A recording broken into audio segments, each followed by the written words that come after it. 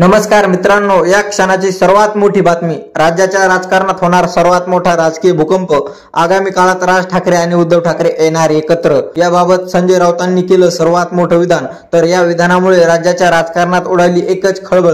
काय आहे आजचा स्पेशल रिपोर्ट व सविस्तर बातमी जाणून घेण्याच्या अगोदर तुम्ही जर आमचं चॅनल अजूनही सबस्क्राईब केलं नसेल तर चॅनलला सबस्क्राईब करा, बेल आयकॉन प्रेस करा, जेणेकरून आमचे असेच नवनवीन व्हिडिओ व राजकीय घडामोडी सर्वप्रथम तुम्हाला या चॅनलवर बघायला मिळतील. शिवसेना उद्धव बाळासाहेब ठाकरे पक्षाचे खासदार संजय राऊत म्हणाले, मनसेला आमच्या बरोबर घेण्याबाबत आमच्या पक्षात कधीच चर्चा झाली नाही. ज्यांनी असा विषय यापूर्वी काढला होता तेच शिवसेना सोडून गेले. 2019च्या विधानसभा निवडणुकीपासून महाराष्ट्रात वेगवेगळ्या युत्या आणि आघाड्या तयार झाल्या. महाराष्ट्रात गेल्या 3-4 वर्षांमध्ये मोठी राजकीय उलथापालथ झाली आहे. महाराष्ट्रातील जनता गेल्या 3 वर्षांपासून मोठा राजकीय सत्ता संघर्ष पाहते. 2019च्या विधानसभा निवडणुकीपासून महाराष्ट्रात वेगवेगळ्या युत्याने आघाड्या तयार झाल्या आहेत. महाराष्ट्रातील 2 मोठे पक्ष फुटले आणि 4 वेगवेगळे गट तयार झाले. या गटामध्ये टोकाचा संघर्ष सुरू आहे. अशातच या गटांनी अनेक लहान मोठ्या पक्षाबरोबर तडजोडी सुद्धा केल्या.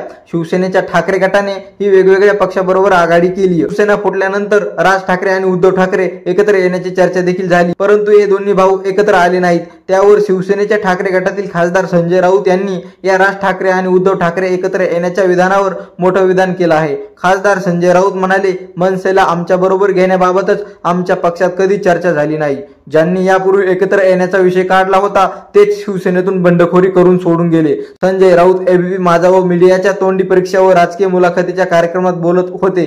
त्यावेळी त्यांना प्रश्न विचारण्यात आला की गेल्या काही वर्षांमध्ये शिवसेनेने, ठाकरे गट किंवा महाविकास आघाडीने अनेक नवनवीन मित्र आणि वेगवेगळे पक्ष आपल्याबरोबर जोडून घेतले, परंतु उद्धव ठाकरे यांनी वंचित बहुजन आघाडी बरोबर घरोबा केला, परंतु राज ठाकरे यांना आपल्या बरोबर घेण्याचा विचार का केला नाही. त्यावर संजय राऊत म्हणाले, आमच्या पक्षात यावर कधीच चर्चा झाली नाही, कारण काही लोकांनी याबाबत विषय काढला असेल, परंतु ती लोकच पक्ष सोडून गेले.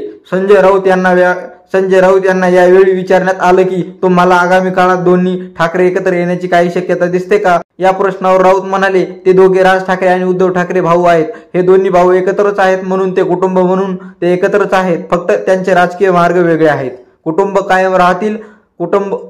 कायम राहतं, नाती टिकवली जातात. कुटुंब म्हणून दोघे एकत्रच आहेत. त्यांचे चांगले संबंध आहेत. आम्ही देखील शिवसैनिक महाराष्ट्र सैनिक दोघांशी चांगला संबंध ठेवतो. त्यात काहीच गैर नाही. महाराष्ट्र आणि मराठी माणूस इतका दिलदार तर नक्कीच आहे, असं म्हणून त्यांनी एक वेगळीच शक्यता दाखवली आहे.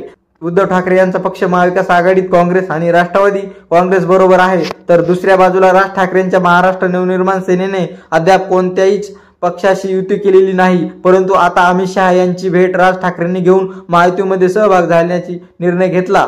राज ठाकरे आणि उद्धव ठाकरे सध्या तरी एकत्र येण्याच्या चर्चा दिसत नाही, परंतु राज ठाकरे आणि उद्धव ठाकरे दोघे एकत्र येऊ शकतात असं मोठं विधान संजय राऊत यांनी केल्यामुळे अनेकांच्या भुवया उंचावल्या आहेत.